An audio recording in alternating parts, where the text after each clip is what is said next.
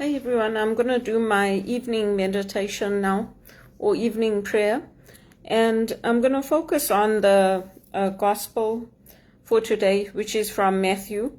I'll read it and then I'll just share some insights into it. So it's a reading from the Holy Gospel according to Matthew. Glory to you, O Lord. Addressing the people and his disciples, Jesus said, "The scribes and the Pharisees occupy the chair of Moses. You must therefore do what they tell you and listen to what they say, but do not be guided by what they do, since they do not practice what they preach. They tie up heavy burdens and lay them on men's shoulders, but will they lift a finger to move them? Not they. Everything they do is done to attract attention, like wearing broader phylacteries. I don't know how to say that word. Phylacteries and longer tassels, like wanting to take the place of honor at banquets and the front seats at the synagogues, being greeted in the marketplace and having people call them Rabbi.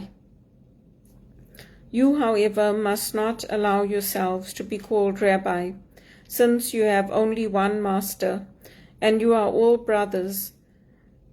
You must call no one on earth your father, since you have only one Father, and he is in heaven. Nor must you allow yourselves to be called teachers, for you have only one teacher, the Christ. The greatest among you will be your servant. Anyone who exalts himself will be humbled, and anyone who humbles himself will be exalted." The Gospel of the Lord.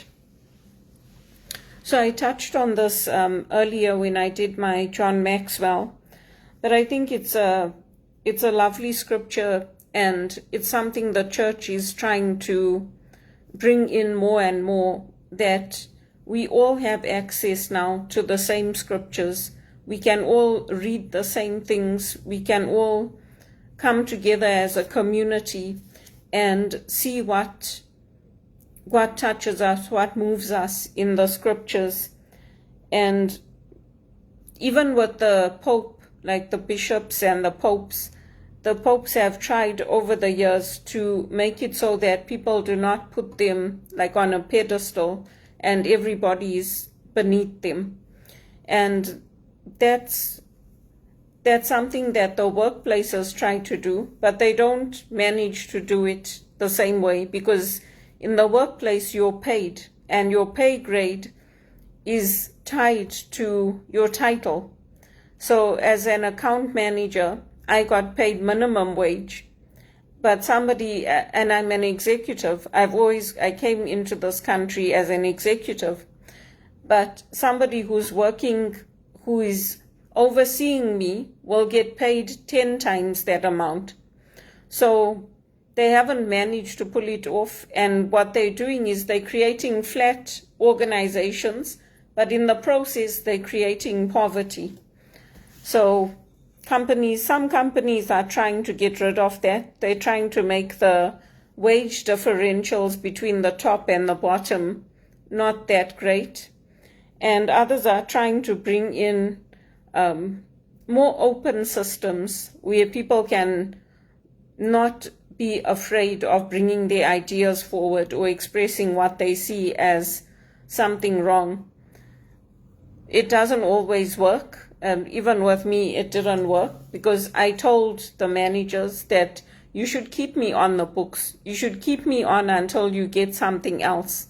And when you get something else, you can put me in that job. That's the way that Teleperformance used to do it, and they refused. And then I tried again with the HR manager, and they refused.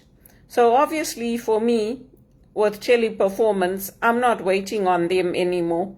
I'm applying to jobs outside of the company, and I'm looking for something else, because to them, they are the teachers and I'm the one that's there to just follow the policy.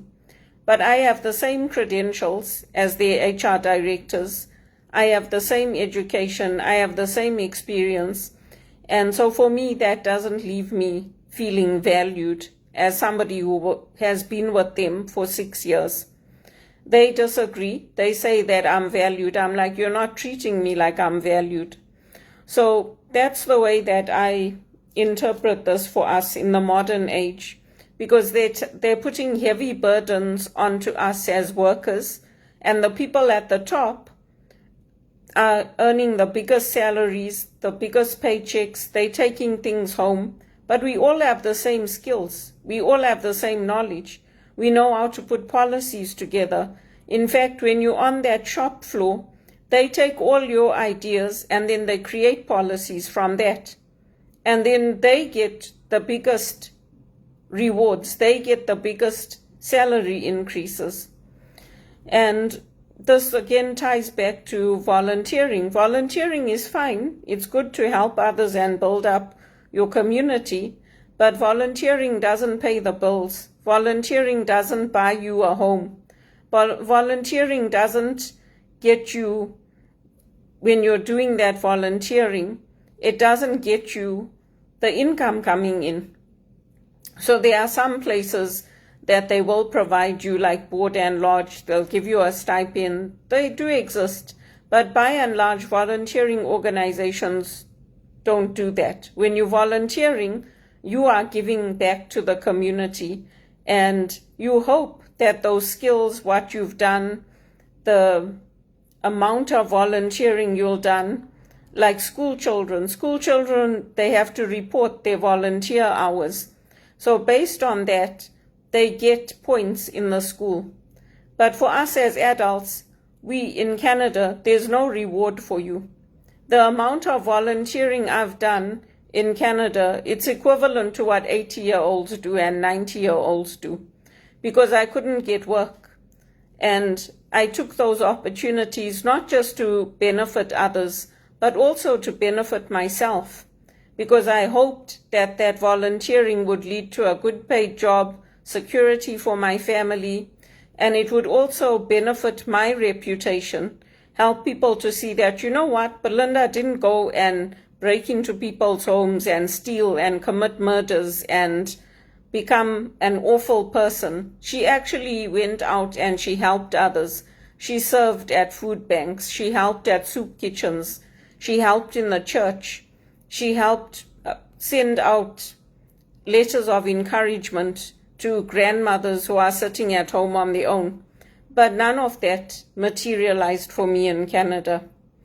So it's interesting the way that this society works. And for me, this is what Jesus is saying here, that everything the politicians do, everything that they do in the church, the priests can be very, very hard on me. You do one thing wrong, you get 5 emails, and they tell you that we're taking you off the roster. We might try to find something else less stressful for you. I'm like, really? I've been reading in this parish since I don't know when, and because I made one mistake, that's what you're doing? I'm like, okay, fine, take me off.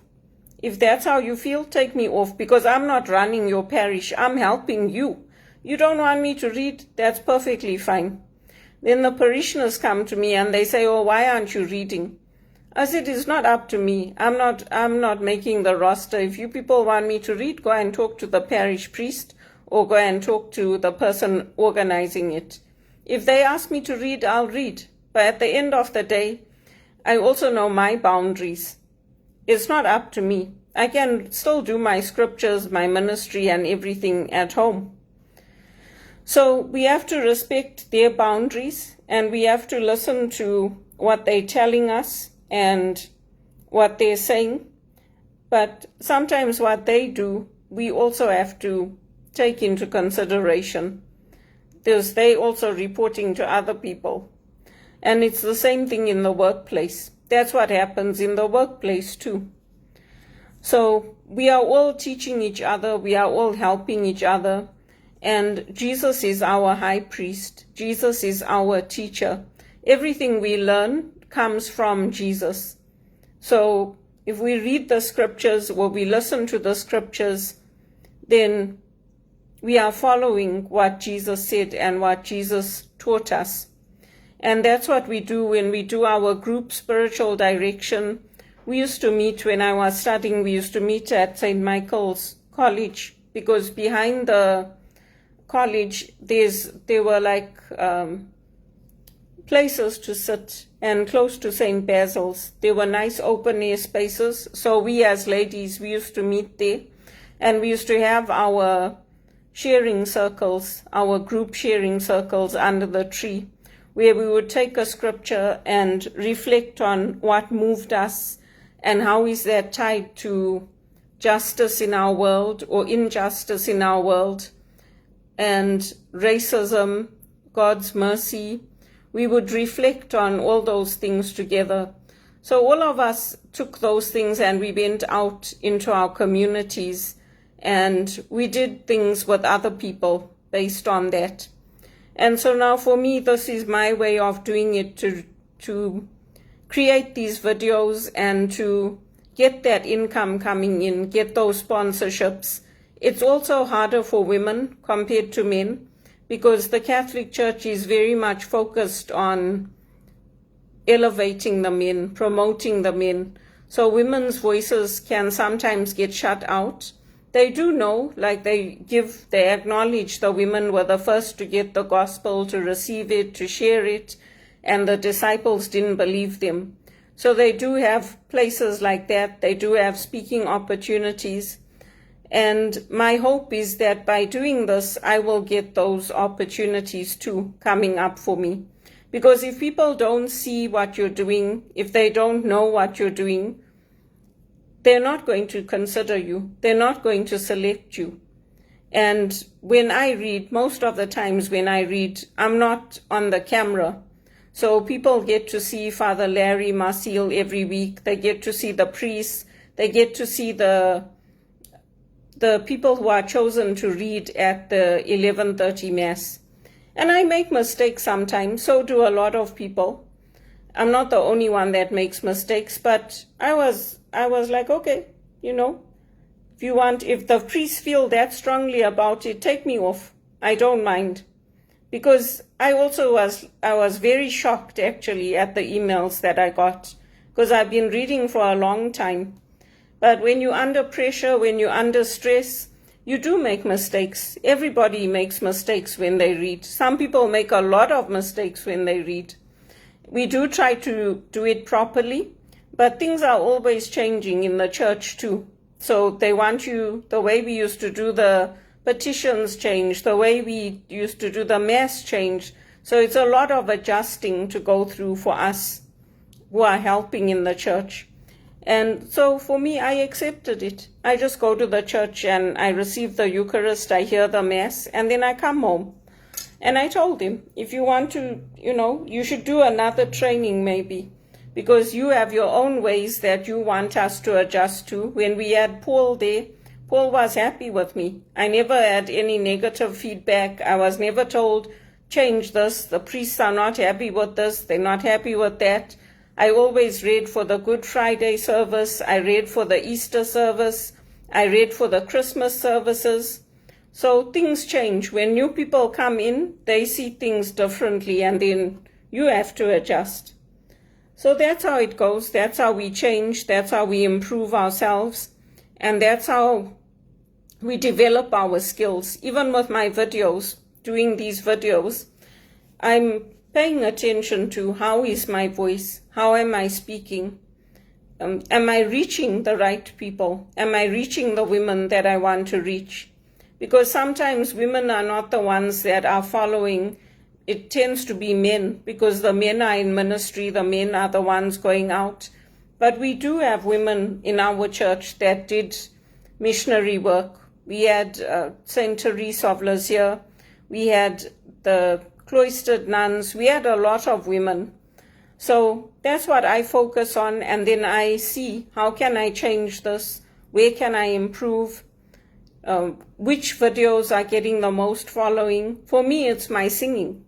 When I sing without instruments, that's the videos that's getting the most attention. But I'm also focusing on building this up because I don't aim to go into a career in singing. Maybe if when I was 20 years old or 30 years old, yeah, I would have wanted to go into singing. But I don't want that lifestyle. I don't want to be touring and going into concert halls and taking the back alleys to go onto the stage. And in a way, they do prepare you. Like when I took dance and drama and singing and all that when I was a little girl. And they do prepare you because you have to be there at least an hour early. They have to do your hair. They have to do your makeup. You have to go in through the back alleys and everybody else is coming in through the front entrance. So they do prepare you and they show you what it's like. I was very small when I was singing on the stage and dancing and doing all this. We were with Carmen Foster in Zimbabwe. And I enjoyed it. But as I got older, I was like, yeah, I'm not interested in this. I'll just, if I get the opportunities again to sing in churches or play in churches, then, I'll do it that way. I'm just an ordinary person and I'm just trying to build an ordinary, stable life. That's my goal. I'm not interested in going on tours all over the world and doing all these things. It's nice when you can see people that do it and they've accomplished it, and I admire them. I take my hats off to them. But for me, it's having a simple life, being able to do things within my community. When we sang like for the retired priests, I enjoyed that. So those are the things that I'm focusing on.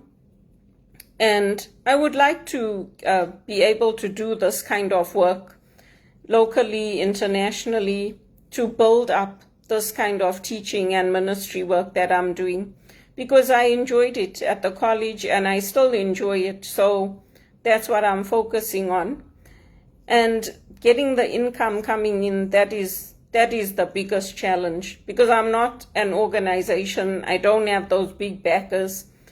So that's why I also need to get a job and work and use my administration skills, my project management skills, all the other skills that I have.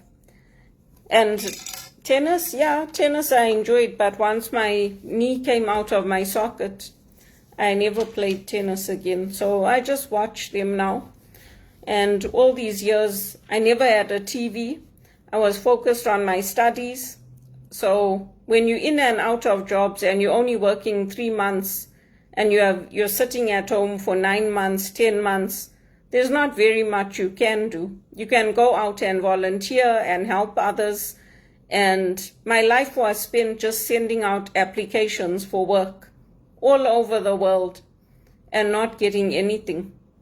And, even using all the resume tools that you have available, where you can put in your keywords, you can match it, you can try to get your resume to at least 90% of what they're looking for. Because you can always learn the other 10% on the job. Even doing all that and with referrals, I couldn't get a break. So it's been very, very hard for me. But I won't give up. I'll persevere. I'll keep praying. I'll keep sending out those applications, because I know that if I've come this far, God will bring me through this as well. But it is hard. It is very, very hard. And when you come as an immigrant, it is also hard, because you're dealing with the discrimination, you're dealing with the bias, you're dealing with people saying, oh, you have an attitude of entitlement, when actually you're working your butt off and you have the same credentials as them, you have even more experience than them, but because they're so insular focused on Canada and America, they won't give you those opportunities. So that's why I'm trying this now. I'm trying to do it this way. I'm trying to focus on what else I can do to get people to come in so that we can do reflections together, so that we can explore the scriptures together. And the church doesn't encourage you to do it with your family, because If you're doing it with your family, you're not going to expand your network. Your family know what you can do. Your family know if you're good. They know where your strengths are. They know where your weaknesses are. You need to do it so that people who are outside of your family and outside of your inner circle can also see what you can do, what you can offer. That's why they say, try not to do it with your family. And with family members, it can become very hard because there are personal relationships in that. So that's why I'm also trying to do this way, so that I can reach other people who are beyond my inner circle. And my inner circle know. They know that I'm good. They know that I have gifts and talents to offer. And I agree with what my friend Privilege told me. Privilege and I went to school in Zimbabwe. She's a colored friend of mine. And she went through what I went through. But she found someone, she got married, and her husband takes care of her. And she went through the same thing. And she's like, in where they live in Netherlands, she said people don't volunteer. If they want somebody to do something, they pay them. They said people don't volunteer. The only people who volunteer are people who are on social insurance or receiving employment insurance. They volunteer because they have to prove that they are benefiting the community. I told her, yeah, it's not like that. Everybody volunteers. Whoever can, they volunteer. So that's a difference between here and Europe. And when you get a job, people tend to stay in that job, but people leave after a year or two. In the call center, they leave after a year because the stress is too much. And also there's no growth opportunities. There's no opportunities to learn new things, to try different things, to earn better money. And that's what we all want in this life. Nobody works hard and studies and puts in the effort saying, I want to just do all this to benefit the society, and I can land up broke, and I can land up being kicked out of the church, the community, the volunteer organizations, not have any opportunities. Nobody does it with that intention in mind. So with me too, I'm doing it because I want it to lead to an income coming in, a good paid job, opportunities to travel. And I want people who are outside of my family to know about why I've reached the decisions I've reached, how I've reached them. Because I've had no support here in Canada. There's been no support from anybody. I've had to do it on my own, and I've had to study and apply myself and be open to learning. And that's what I've done. And as technology changes and things change, I will continue to be open to that learning. I learn from the priests. I watch all these priests, Bishop Barons, and I don't know which other priests are famous, but I watch all of them. I can't remember their names now. The priests who put their posts on Ascension Press, the sisters, I watch what they do. I don't do everything they do. Like the sisters invited people to come on a march because of a young child that was killed. I don't do that anymore, but I pray at home. I do other things. So that's why I'm also learning from them. And they also take my ideas and they implement them. Because I had written to Julie, who was the secretary at our parish, and I told her, I would like to offer retreats. I'd like to offer a book club. And she got other people involved. She got the priest to do it. She got one of the ladies that was at Mary Ward. She's become a sister now. She got them to do it. So I didn't get those opportunities. But if I get those opportunities elsewhere, I'll take them. And that's what we are encouraged to do. That's what Meg Levin wanted me to do, and Michael Kalachik. That's what they trained us for. So that when we graduate, when we finish, the priests get us involved in the parish, and they give us those opportunities to lead retreats, to do them at the local level, to help in the retreat centers. That's what Regis College trained us for. And to build up our own businesses, to build up our own practices, so that we can have an income coming in, and we can have good lives and own our own properties and travel.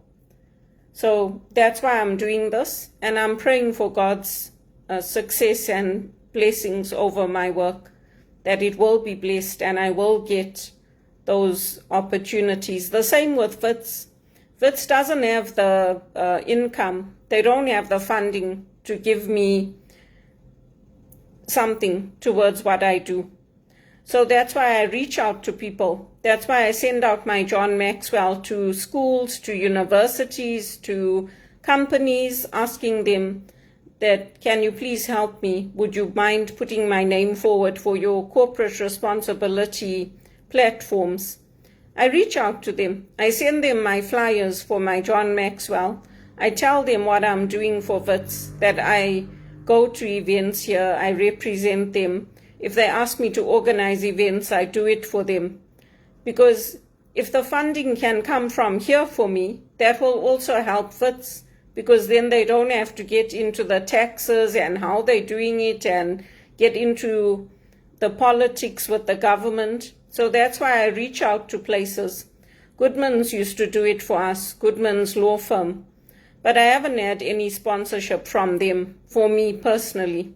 And it does benefit our communities. It benefits our communities here, the African diaspora. It benefits the people connected with me on Facebook. And it elevates the platform of the university. But because it was so hard for me, they moved the donations and all that to America. So if you know of anybody willing to help to get the funding for me, to help me with covering my living expenses and supporting my talks and creating small groups, then let me know. I did reach out to CLC, but they were not interested and they were not taking new members in when I had contacted them. And I also want to work with people who are in my age group. I want to work with young people because that's where my interests lie and that's where my skills are. And it doesn't have to be at Blessed Sacrament. There's a lot of priests that do retreats. They come from overseas. They give retreats at our parish. It doesn't have to be there. It can be at other parishes. It can be for other Christian groups. It doesn't have to be only at Blessed Sacrament. I'm not tied to the parish. I can go to any parish, any community, and help. So that's my request. If you know of anyone who's willing to help with funding, with sponsorship, then pass on my name, because I've been trying for a long time to get that through Blessed Sacrament, and I haven't been able to get it. So it's better if I look and expand and look at other options and what I can do. Of course, I'll still help them if they need my help, if Father Larry needs my help. But if he's got more than enough volunteers, that's also fine with me. Things change and we have to keep moving forward. We have to keep looking at new opportunities, how we can use AI, how we can use social media, and how we can continue to build up God's kingdom with our gifts and our talents.